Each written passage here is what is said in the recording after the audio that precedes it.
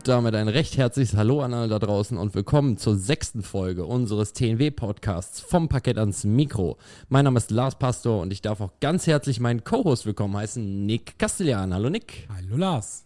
Ja, wir sind immer noch im Dancecomp-Modus. Der ist immer noch aktiv. Heute ist Samstag von der Dancecomp und das World Open Latein hat auch schon angefangen. Unten tanzen die Paare gerade, glaube ich, in Jive, was ich gehört habe. Also die sind schon alle am Schwitzen. Und ihr wisst ja das Ergebnis auf jeden Fall. Bitte nicht spoilern, denn wir wollen das Finale heute Abend natürlich auch noch sehen. Also das bitte für euch behalten. Wir wollen die Spannung hier trotz Dancecomp, dass wir ein bisschen im Voraus produzieren, hochhalten. Und deswegen haben wir auch ganz spezielle Gäste für euch hier vom Parkett ans Mikrofon Podcast. Sie sind deutsche Meister in den Standardtänzen und die Drittplatzierten der letzten Weltmeisterschaft Standard in Rimini. Begrüßt bitte mit uns zusammen aus Stuttgart Violetta und Tomas Fainsil. Hallo. Hallo. Hello. So, it's very nice to welcome you to our small indie project. Yeah, it's great. It's an amazing opportunity for us because we always wanted to do a podcast. So thank you for having us. So you took advantage already of one of our questions, which is what is one of your bucket list points. So this was on your bucket list. You wanted to do a podcast. So now you need to think about something new because we will have this question later. Okay, we can improvise. Just improvise, yeah, exactly. Have it already a little bit back in your mind. We will come back to this later. Yeah, so our podcast is mostly, or is just about our guests, which we have on the show. So it's about you, and we want, and the people listening, of course, want to know, how did you come to dancing? How is it in your youth, probably? How was the first contact with dancing? I see signs right and left. Who shall start? Let Tomas start. My story is more complicated. Yeah, actually, I started to dance because I should get out of horrors, and I had a very unsuccessful concert where I just ruined everything, and my teacher of singing advised me to go to dancing. So I said, okay, this will be my next adventure. I should go now dance instead of sing. And it was once I was 4 years old. So with 4 years you started to dance? Yes. That's early. Yes. I mean his career of singer already finished at 4. Yeah. So I stopped at 4 to sing and started to dance. Okay, that's early for both things, I guess. Yes. And then you danced directly competitive dancing with 4 years, or it was kindergarten, so I just started with some kind of I don't know, funny dancing like polka or something, cha-cha, and then from 7 I started to compete. Okay, so 7. 7, yeah. It's still early. Yeah, still early. And then you danced through all the normal classes. Yes, like normal classes, 4 dances, then 6 dances, then 8 dances, then 10 dances. This we don't have in Germany. No, we have actually 6. 8 dances we don't have. 6 dances also not now. Really, you had it like a competition where it was 6 dances. Yeah, so yes, all judged together. Yes, like you dance 3 dances of standard, 3 dances of Latin, and it was a combined result. Yes. Yeah. Yes. So this we don't have in Germany. We just have 10 dance from youth or from junior category. We don't even have this. Oh. Yeah. Yeah. Don't be sorry. It's not our decision. Well, maybe it would be an idea to integrate. Yeah.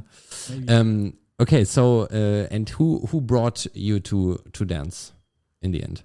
Myself, because they said that I cannot sing anymore because I don't know the words, and it made sense. So I said, then I want to dance. Bring me to the dance. But you did not see like dancing. You just said like, I want to dance. Yeah, I just want to dance. Okay. Because in that concert, which I ruined, I started to dance. Instead of singing. Okay. Instead of singing. So it's like a chorus of boys. Everyone is standing and singing something. And I'm just spreading everyone and going in the middle and starting to dance. Okay, understand. And then you said, I want to continue this. Yes, what I already started, it have to be continued. And it was in Lithuania, yes? Yes, it was in Lithuania. In Lithuania. Okay, and Violetta, now comes your complicated story. Yeah, my story of dancing. So I also started to dance at 4, but it was my kind of wish because my parents wanted to do me ballet. So I did ballet. I started also going to English lessons because my parents wanted me also to speak, like all the parents, you want to speak 10 languages, best at school, best in sports. So they put me in the ballet classes, and I did some gymnastics also to just, it's better for health, they thought. So then I made English, and then I said, okay, but what can I do for myself? I would like to dance. And then my father said, okay, I also want you to play piano. So let's do like this. You play piano, and then you can go to ballroom dancing. So I was, okay. So I had all of these things on top of the dancing, but the dancing was the only thing that I really wanted. So at 4, I started to dance. And like Tomas said also, till 7 years old is nothing professional. You just go with the kids to some competitions, you dance one dance. There is no hairstyle or something, so you just, going hanging out. So, but I really enjoyed it. From all the activities that I did, the dancing was the only thing that I really liked. And I'm so happy that at the age of 14, I stopped my ballet career because I already was too tall. So I also finished my piano career. So I was just free, to continue to dance. Yeah. And then you both did both categories of dancing, yeah? So Latin and ballroom. So how was your Latin career? Mine was definitely better than standard until I met Tomas. Okay, so I just want to say, then I want to see something now. If you said it's still better now. I'm so happy that it's podcast. There is no video. You're like... Actually, all my life I was dancing more Latin than standard, but somehow always the result was better in standard. So if I was a youth or a junior too, I would go to 2 or 3 camps of Latin and 1 camp only standard, and still end up better result in standard. So it was just natural for me, green flag, choose standard and drop Latin, that's it. I also think it because, first of all, he was born in Lithuania, which is mostly standard country. So there is no so many Latin teachers, Latin camps, everybody do standard there. And most of the time, people are very tall. So these are 2 factors that was Lithuania and very tall. Yeah. So I think it was built like this. Yeah, it's true actually when I think about it. But interesting, but that is because of this, that it's a ballroom country. So then when you did start dance together, at which point? I mean, you are both from Lithuania, you both dance in the same country, so it's actually not that big country in cooperation like with Germany. Yeah, here's the complicated story. Oh, now we come to the complicated part. So usually when people ask us, like, where are you from? I'm confused to tell them because I was born in Kazakhstan, actually, in half German family. So I started to dance there and I lived there till 14. And then, of course, Kazakhstan is the country that is not really well known in Europe. And we was always traveling to Europe for competitions. And then all of my teachers was also from Europe. And just at the age of 14, I realized that there is no more future for me because I was quite tall. There was no partners. I was already many times Kazakhstan champion. So I really thought that I need to move somewhere else because I felt like the future is not there for me. So I decided to move to Moscow at 14 because my teacher found me a partner. So I started to live there and I danced there till 17. And then Tomas, it was actually like this. Some guy called me in Facebook, which I ignored, like, who are you? Why are you calling me? Very strange. So I declined the call and then I got the message from him like, hey, how are you? I would like to maybe try to make a couple with you. And I was like very confused. I had the partner. So why you think that I'm searching for somebody else? And I said, I already have a partner. So thank you and good luck. And then he wrote, but do you want to be successful? and then he called again. And actually, this was interesting twist, because actually I knew that she has a partner, and I knew what kind of partnership she is in, and I knew that she's a very good dancer, because one of our known friends dancers advised me to contact her, because it can be very, very good fit for me, and we can be a very good couple. So I was searching for a dance partner already for like 2 months, and I found out about Violetta, and I thought, okay, this is my job to find a partner that really is the best for me. So I just tried. I say, okay, if she wants to try, it's up to her. If she don't, okay, I at least I tried. So I started to text. She didn't reply. I started to call, because I understand that, okay, I see that it really can be a good couple. I should do everything. So after calling one time, second time, she replied that she's not interested. And she has a partner, and she answered very polite. I understood. But deep inside, I thought, okay, this is not the end. Because after that message, I stopped searching for a lady. Like, I just stopped my searches and waited for something. I don't know what. And after 2 weeks... He actually wrote me like, thank you very much for your reply, but life is unexpected.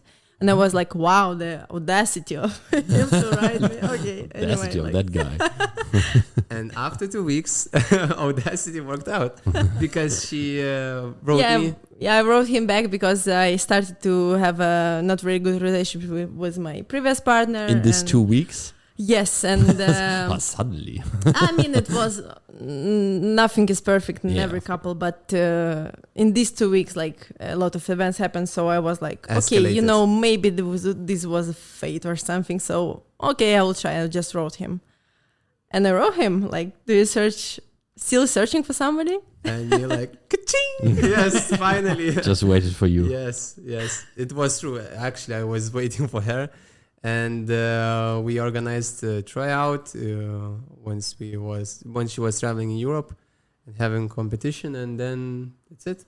Yeah, I came to Lithuania, to Vilnius. We met at the airport. It was very awkward because I can imagine. because we never met, but he was partly writing me in English, but then something in Russian. So I don't know. Do you speak Russian or what? He said, yeah, I learned from some TV shows. I said, okay, Lithuania was also Soviet Union, so probably his parents speak Russian. And when I arrived and I heard he's Russian, I said, no, let's speak English. Because the thing was that he was learning Russian from the comedy show, which was very nobody speak like this. Like a slang. Yeah, a slang, yeah. And I was like, no, better. So instead of cool, English. I sound stupid, but it was funny. Kind of funny. But you tried. I mean, I didn't know Lithuanian, so... But you communicated at that point in English, and then the first time just English, yes, and then And then learned... Oh, I mean, it was also very complex because I was 17. I was nearly turning 18, so I supposed to go to university, and I already was in university in Moscow, so I needed to, to reapply to some other universities in Europe in order to get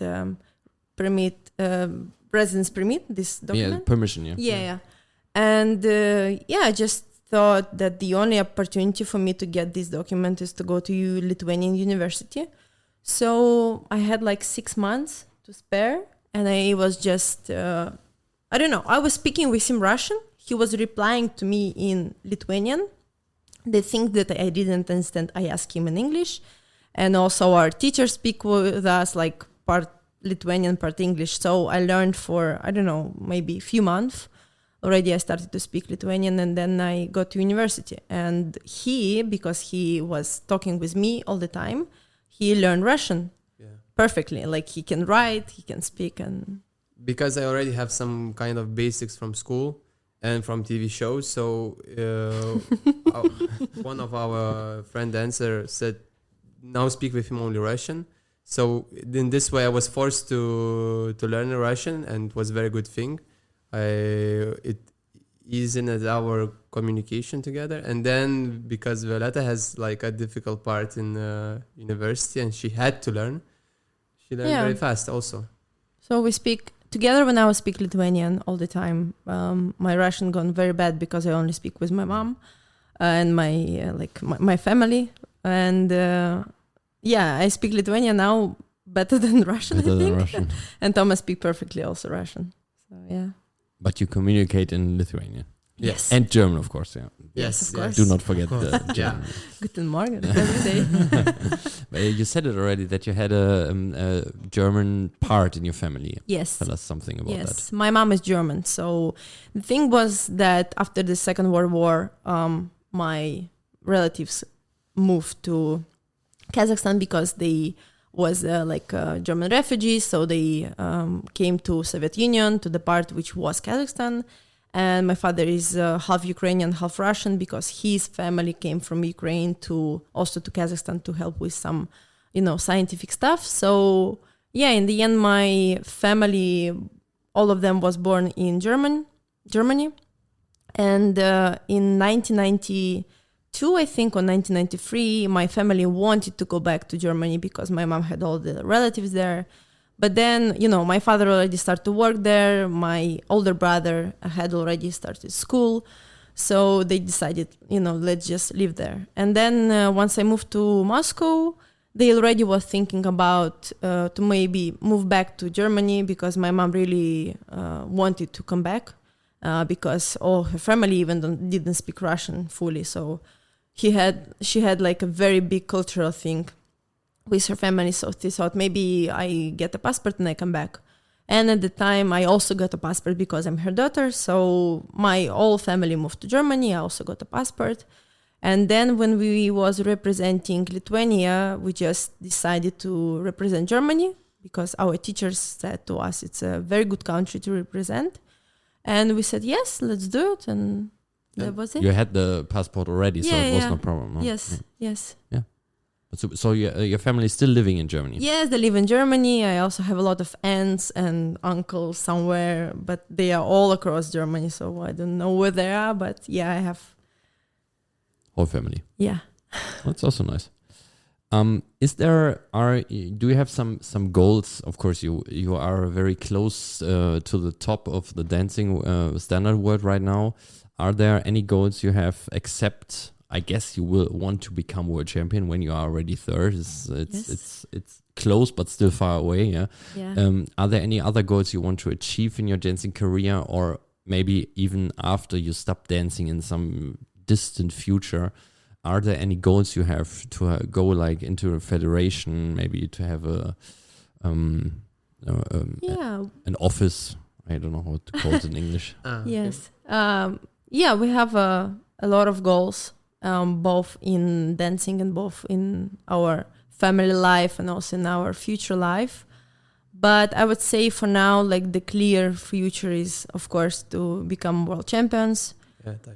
Yeah, to get the title. How much the future will show us, but we will do our best to just got it at least one time. And then, of course, we would like to, for every dancer, there are some goals that you would like to achieve. For example, for us, it always was interesting to dance world, I don't remember how it's called before, but now I think it's called... World Dance Stars... World Dance Superstar Festival. Yeah. But it was called like this before. I don't know how it's called now. But you mean the show in Tokyo. Yes. World Superstars. That's it. No, this. Yeah, it's called differently now, I think. But the older was World Dance Superstar Festival. Yes. So this one will be amazing to do because we was growing up to watch the shows, videos. Yes. To just feel, this floor. Yeah, but... a lot of goals that we already had, like to dance show in German Open was already like completed, but it was just the dream come true. And but for the future family life, Tomas have a lot of goals. I think he always tell me like, we will do that and we will do this. And I don't know, I just try to see in a few years only. because then you never know what can happen. True. Sure. Well, okay. I'm fine with that answer. Yeah, it's like mainly the focus is now is dancing. So we have our vision, we have our understanding what we'd like to have, but this is the first big next step. So this is what we are focusing now. This is like our main goal. And once we achieve this, we will move to the next. Yeah, I mean, we have hobbies outside of dancing. When we come to your free time, we will still come later. How do you deal with setbacks in your career? Have you an example for us? How did you deal with them? Actually, I don't know if there is any example of setback, but I really personally like the setback, like maybe bad comp. I like because this is the competition experience you can learn from, and normally once you get good competition, get good result. It's like sun is shining, everything is good, and it's very difficult to take lesson from that.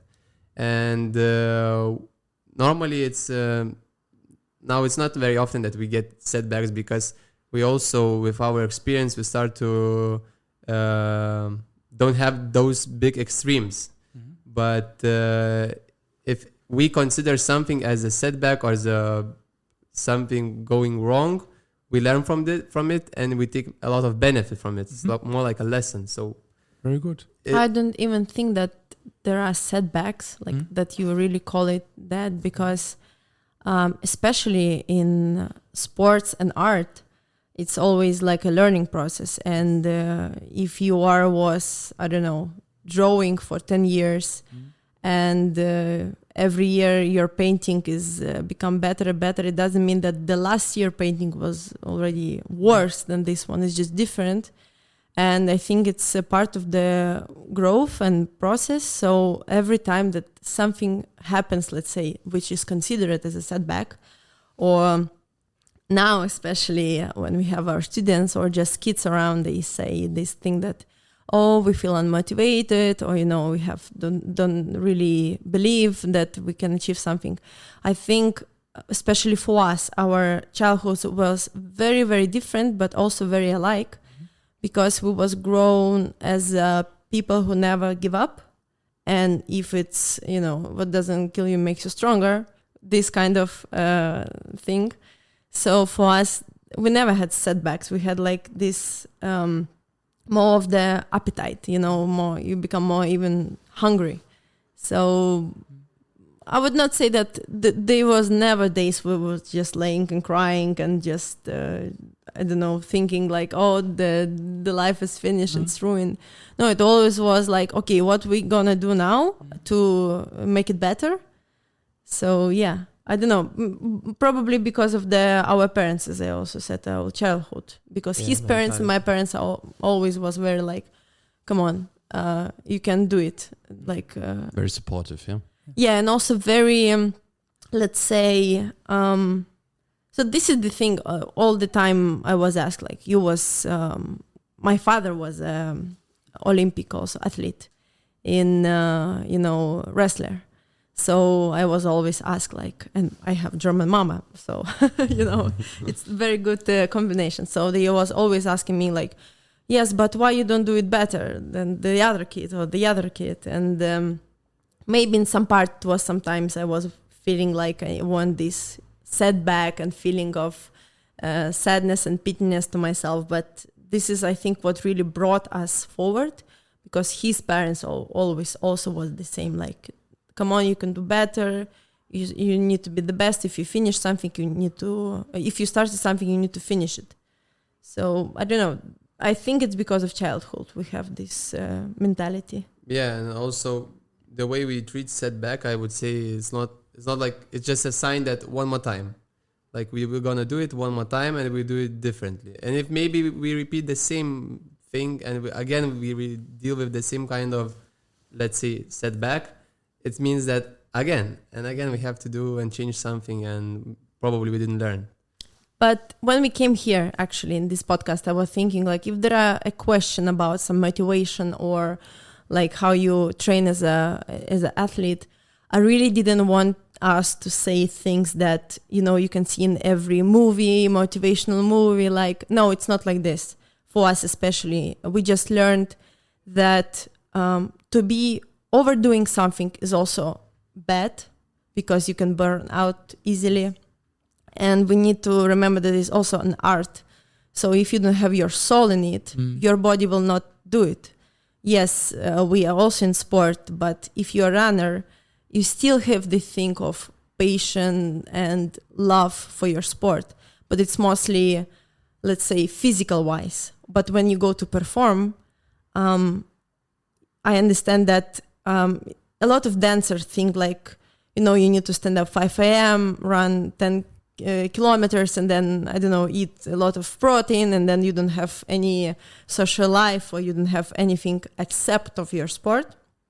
I think this is what I really wanted to say and answer to this question, that if you have maybe the moments in life when you feel like something is not going forward, maybe you don't need to push it anymore so much. Maybe you need to take a rest, or maybe something in your head is not correct. So it's a lot of recipes how to move forward. Just I wanted to say it just for listeners who, I don't know, on their career, or the teachers or somebody who have something with sport, that it's not like in the movie that you wake up and you do it every day no matter what. No, it's not like this. And I think it's for somebody it works, for somebody it doesn't. So for us, we never pushed ourselves in terms of how to say, to bring the burnout to you, but we pushed ourselves in terms of motivation and what we can do better. Maybe even the rest will make it better, or maybe, I don't know, working with some psychologists will make it better. So it's not just going to hole and dying there for 10 hours. Especially if you're on the level where you have like this higher result, but it's not, you're not beginner anymore, but you are somewhere already 10 plus years in your career. So this is what I really wanted to say, that it's not really like, you go, you kill yourself in the hole and everything will happen. No. Yeah, it's a lot of parts extra except the training in the hall. Yeah. The diet, the physical exercises, the mental preparation, and everything is counting, especially on your level, which is very, very high to get the last % out of it. It's just not enough 10 hours in the hall. And it's also not good just 10 hours in the hall. Totally. You will just burn out as fast as you can see. Yes, so we are at a point in our show where we come to a questionnaire. So we have a questionnaire which contains 10 questions, which we ask all our guests. So there are the same questions for everyone, and it's the first time we do it in English, so Great. We see how it goes. The first, there are 5 questions which contain a little bit about dancing, 5 which actually don't have to do with dancing at all. Some of these questions you answered already, so thank you for that. We just skipped them. It doesn't matter. But this what you said just before was a perfect example for one of the questions. But it's okay. Was very good to hear for everybody listening. So the first question, very easy one, is coffee or tea? Coffee. Okay. What is the question? This was the first time where it was just like, how dare you? I mean, we are that people who do these rituals in the morning with filtered coffee, waiting our coffee beans, grounding our coffee beans. Our best friend was barista, and he also roasting his own coffee. So yeah, coffee. Definitely coffee. Okay, it's good to know. I mean, we had one tea already, so Christina was self-surprised that she is the tea one, because Marius told her, you drink tea, not coffee. And she was like, yeah, all right, I drink tea. I forgot. She just forgot. So, okay, coffee, no problem. Do you have any pets at home? No. No, I mean, I had when I was living with my parents. so I consider them my pets. But they was the one who was taken care of. But no, our pets wouldn't have. Do you want pets or? Yes. We want a dog very much. But I always say we have to stop traveling, otherwise he will die. Yeah, I mean, Yes, I probably mean- if your traveling calendar, travel calendar is probably not and suitable right now Yeah, for we're a pet, literally yeah. Very living on much. the plane. Yeah. yes, we're now, for example, we was 2 months. Last year we was 2 months away from home, so even our plants died. Like the one usually if we go to buy a plant, we say the one who is just Living without water. cannot kill it, Yeah. but we still killed it. So. I believe even plastic ones we could kill. Yeah, plastic one, even the plastic one could melt, I think. But you don't do it intentionally, yeah? It's not. No, So we just never even there. this 1 week. We just kill. shut the door and say, "Stay strong till we come back." Water in the fridge, help yourself. Yeah. Okay. Have you a day without dancing, or what do you do on a day when you don't dance, or is there a day in your week where you didn't dance? Yeah, I mean, you mean the one that we're not traveling, or the day before comms, the day out? The Yes. day out This is the day off in the plane. in a perfect world. We do a lot of stuff actually. Yeah. This is the thing what I said before. Like, even if you see our social media, okay, my social media, because my husband is not really socially I'm in active. Stone Yeah. Ages. But everybody asks, like, where you have time? You cook, like you do this and you do that. But actually, if there is a day off without any traveling or something, we try to sleep as much as possible, because I'm the early bird. He's not. But even when the day is like free, I still wake up at 8 o'clock in the morning. So I try to be a more normal person, to sleep at least till 9. Never happens. But then we just, this is the bad thing, because we usually do some chores, like we wash our stuff, we clean apartment. But if we take out all the things that we need to do, we usually go for a walk. We meet with our friends for sure. And I think we will just have time for ourselves, because very often we can be in one room and he can read a book and I can read my book, and it is just silent. It's very nice. This is like a day off for us.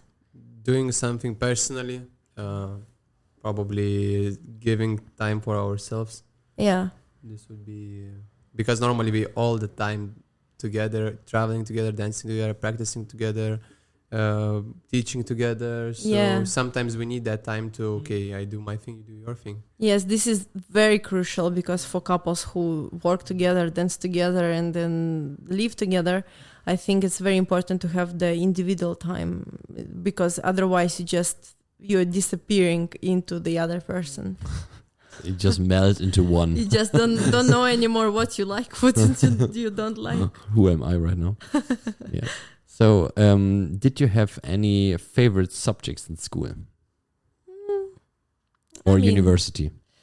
For me, it definitely was English, because it was the easiest one for me. So I was always watching movie in English. So for me, English was the best and the favorite one.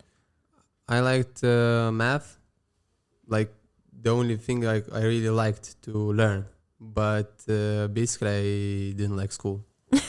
I'm just Never was there. In general. Yes, I hated it. against it. Yeah. Okay. We spoke about the dance-free day, but when we are like, for example, tomorrow, how's a competition day for you? Are there some rituals you have to keep? So do you have to help her with something, or is he like Marius? He cannot speak with anybody until they meet on the floor. Yeah, we have our rituals. I don't know, just Basically, I always watch Last Dance TV show if it's about basketball. yeah. We started the day before. I don't know why, but I always watch the same show on repeat. There's 10 episodes, and wherever I stopped, I just continue and watch day before, 2 days before, or the day of competition. So you just keep watching this. Like you already watched it like probably 15 times. Yes. So for all listeners who don't know what this is the documentary on Netflix about Michael Jordan. Yes. And who doesn't know Michael Jordan should stop now and Who are you? go to YouTube and enter Michael Jordan. Pause, go to YouTube or go to Netflix, watch it, and then come back and continue this one. So you have it always locked and loaded and watch it for motivational reasons. Yes. It's like Michael Jordan is very big inspiration to me as a human being, as an athlete. His mindset's like I am totally matching what he thinks, the way he speaks. So it's just like I cannot say watching to myself from outside because it's not, but it's just like reaffirming and like reassuring that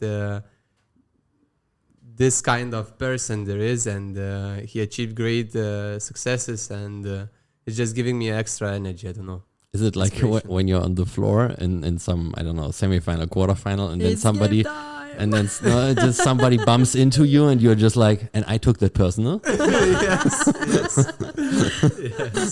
And then you just destroy them, yeah? Yes. For me, I always also watch one movie all the time, Burlesque. I don't know, it just relax me and also give me this character playing, you know.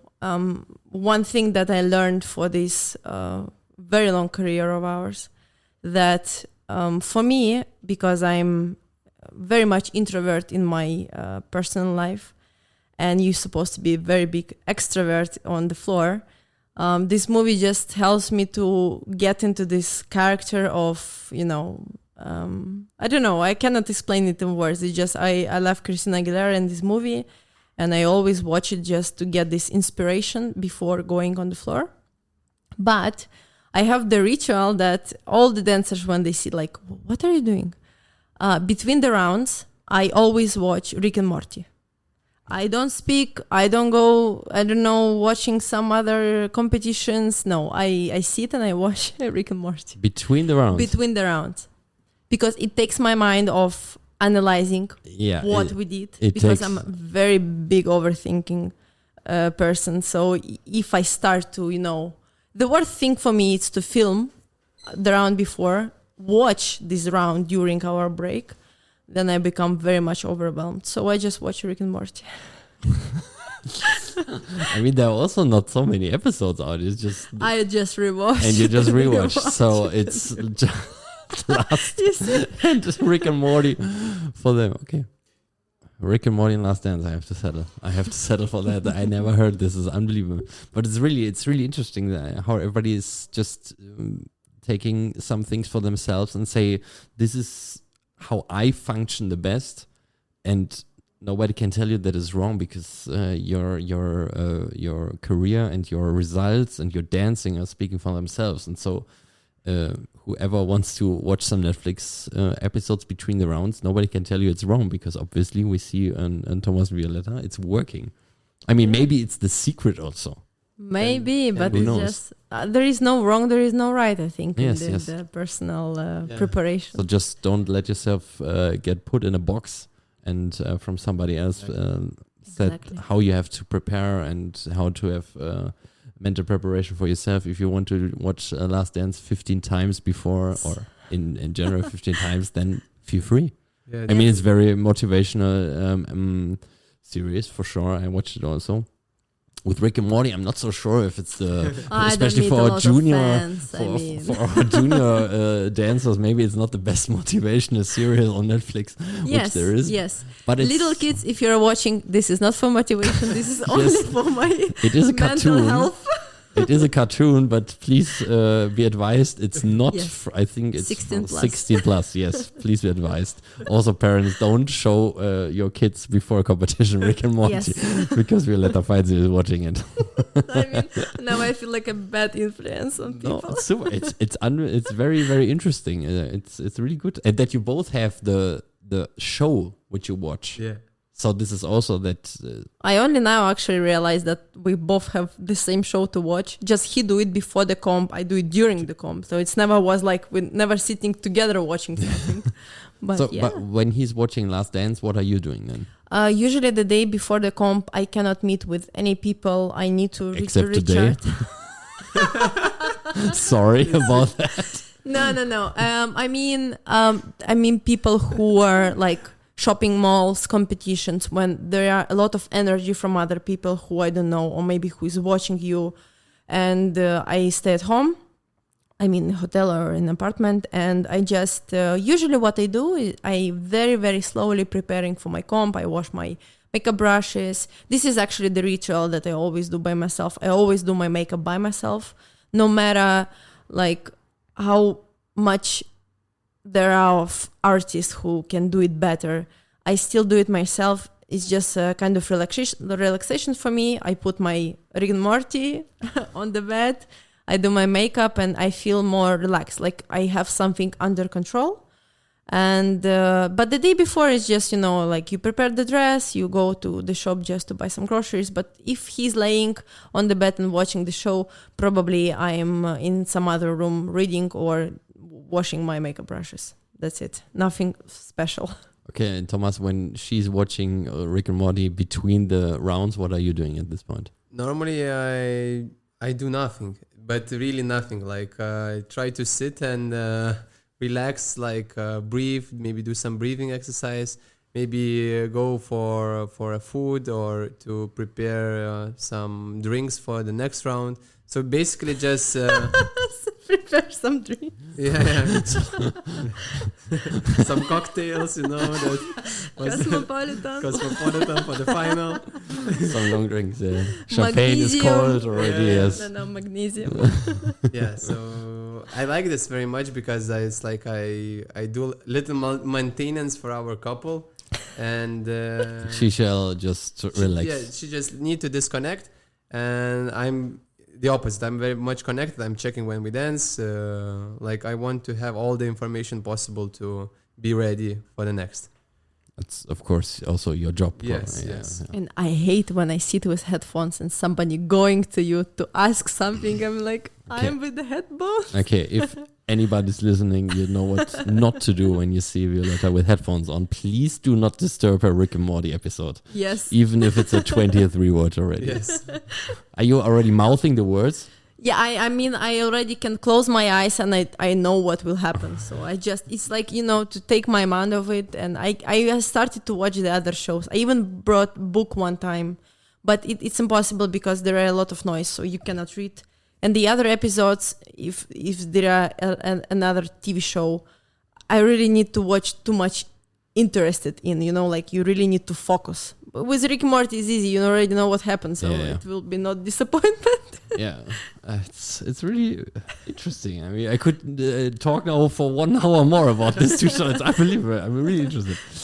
We go to the next question. Okay. I mean, we skipped some already. You answered them already, so we have time for different questions.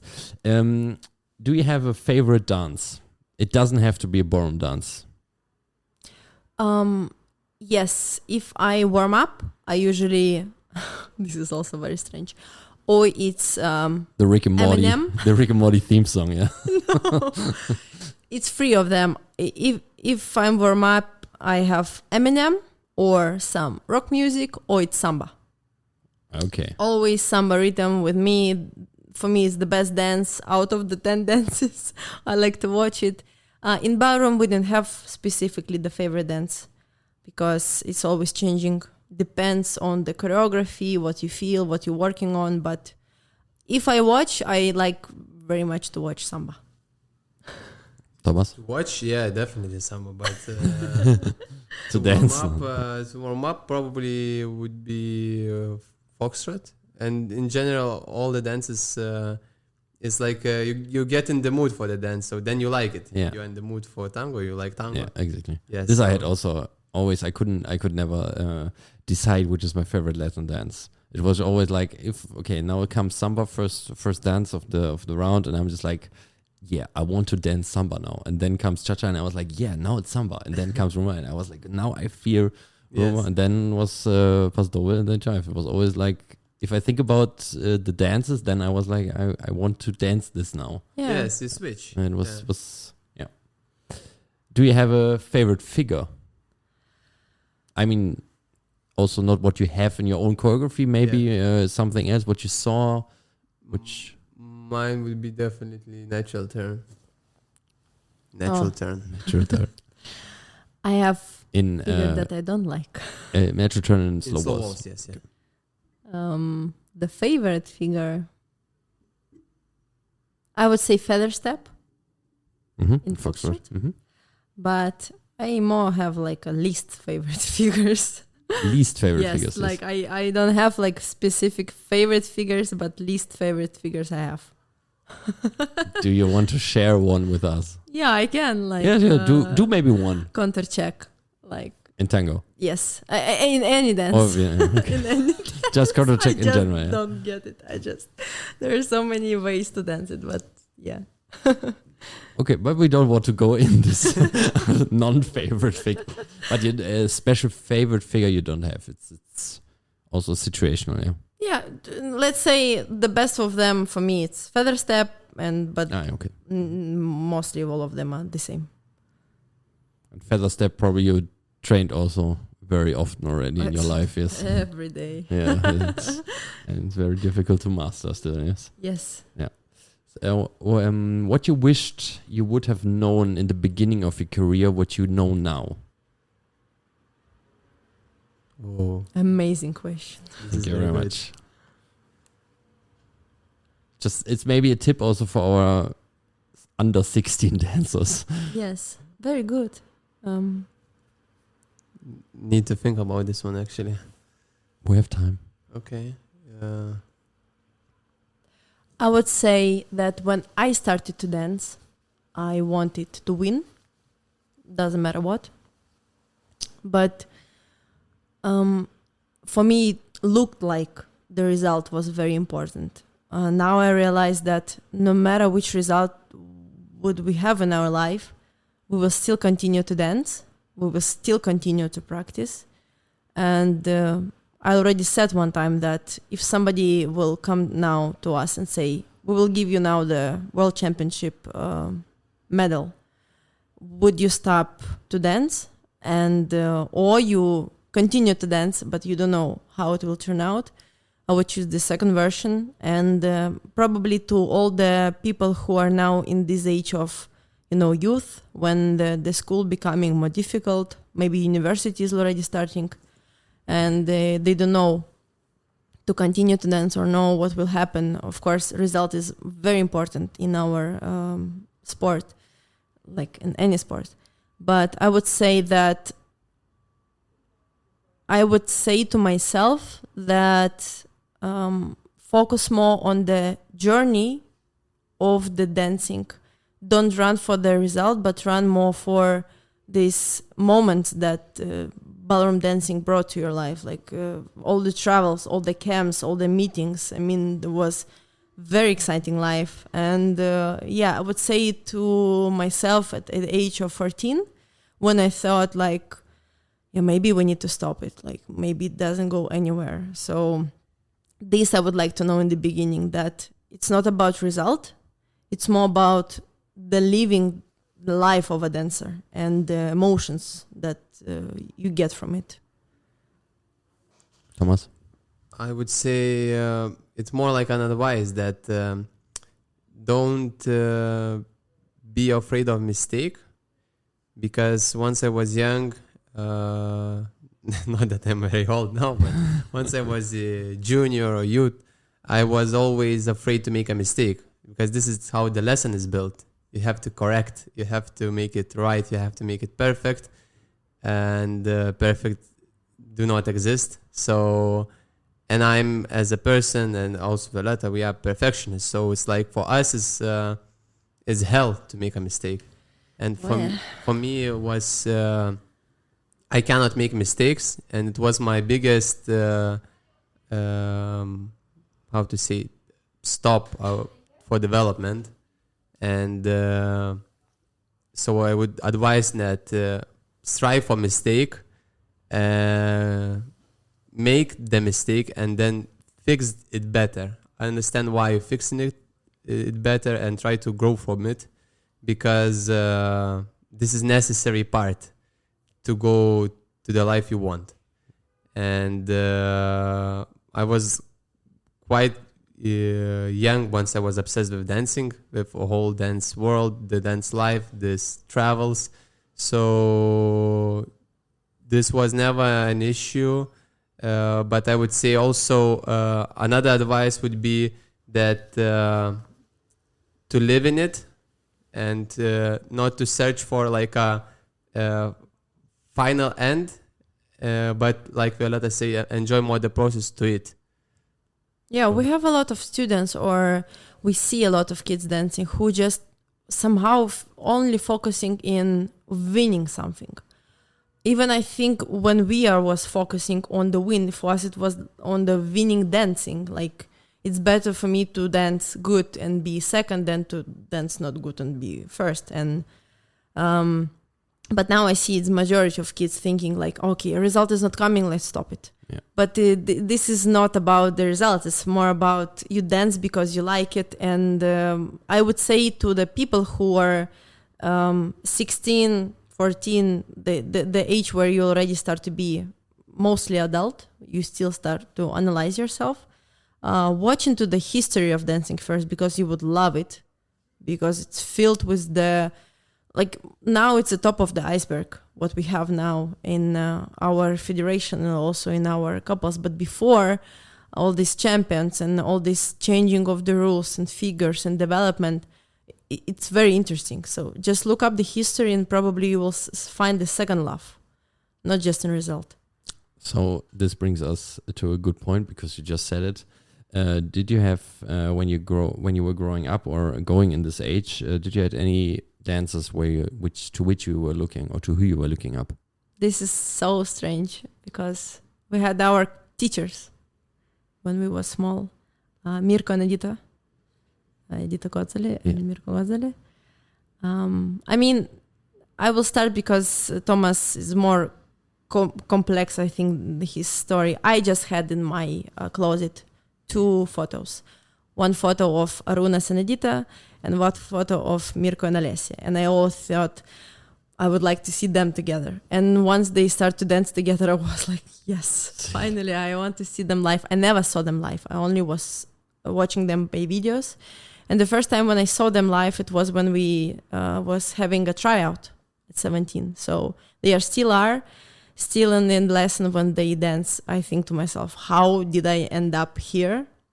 And how amazing they are as a people and also as a dancer. So this is, for me, are 2 most inspiring models in dancing.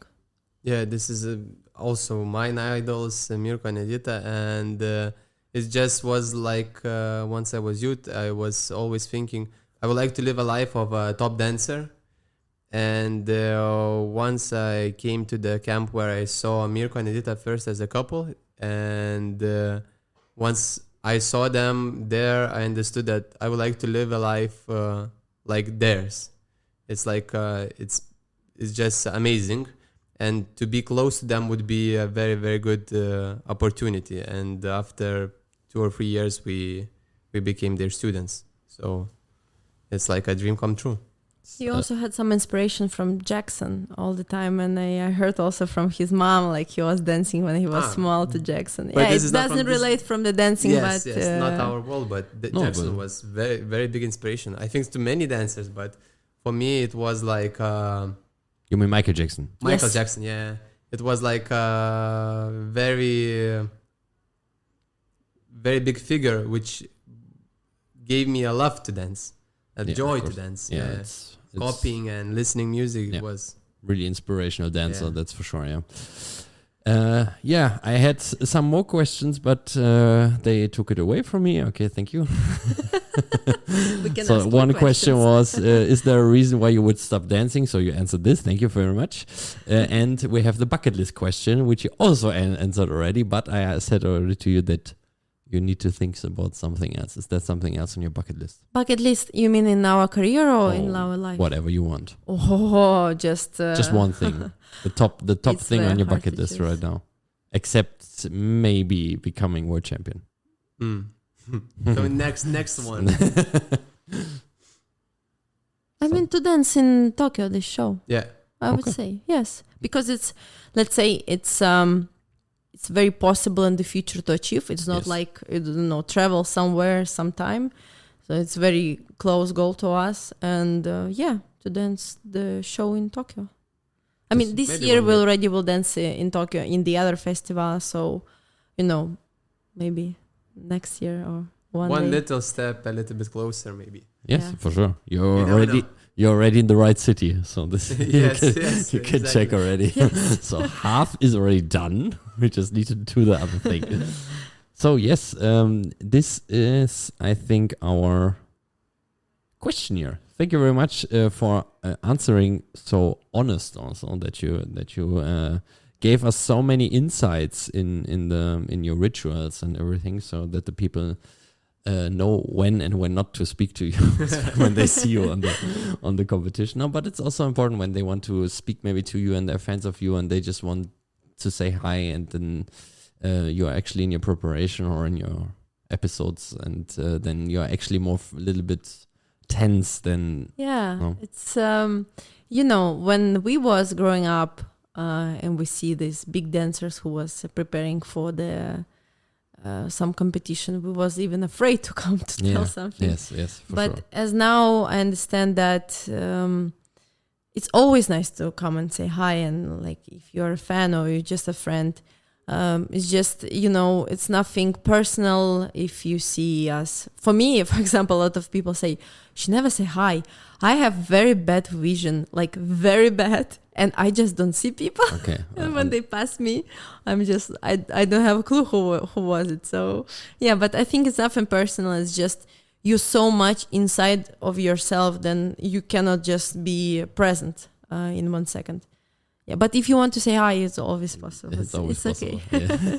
So if she doesn't recognize you, that's just not. just She's know. not a rude person. Yeah, it's Between not intentional. 3 p.m. and 5 p.m. you can come. Book appointment and then please go to my secretary Tomas and say you are here, and then I just gladly take you in my office. Yes, thank you very much that you came to our podcast and that you did this interview with us. Was very nice, very insightful, and a very good information for all our young listeners, especially to get to a better level of dancing. That's for sure. Thank you very much for having us. Thank you. And if you want to see Violetta and Tomas dancing, then you can do this in the German Open. I think you will take part in this. Yes. Of course. So of course, Our favorite competition. there's the Grand Slam in standard dances. It will take place on the 11th of August. I mean, you will dance on the 11th of August. It will already take start on the 10th of August with the first rounds. But you are so good that you are free from this. From the first 2 rounds, you just started the 3rd round. And this will take on 11th August. It's a Friday. If you want to come and see them, then just buy a ticket and watch them and cheer to them, because they are really great and really nice people and really great dancers, and they will achieve very good results for our nice German country. Thank you very much. Thank you. Thank you. And of course, Marius Christina will also dance there. They are on 12th of August on the Grand Slam Latin, and you can also see many different competitions on the German Open Championship. I think there's each class represented. And first time also this year, solo competitions for girls and boys. So this is also a premiere. We will have also tomorrow here on the Dancecom premiere of solo dances, which is also a great thing. What do you think about this? So this is the solo part. I think it's very good, because especially when you're searching for a partner, you already start to lose any faith that you will compete again. This gives you at least experience and this feeling of competitive dancing. I think that as many people as dancing is better, just better for everything. Yeah. And you give just the chance to everybody to Yes. dance, and even on German Open. So you Yeah. can say, even I don't have a partner, I dance German Open. So Yes. it's also something. It's very nice. Yes. Then we have done, and I wish you good luck tomorrow. Thank you. Best of luck, and then all our listeners, have a great rest of your day and enjoy the German Open, hopefully, and then we will see us next time in our podcast vom Parkett ans Mikro. Goodbye and bye-bye to you. Bye-bye.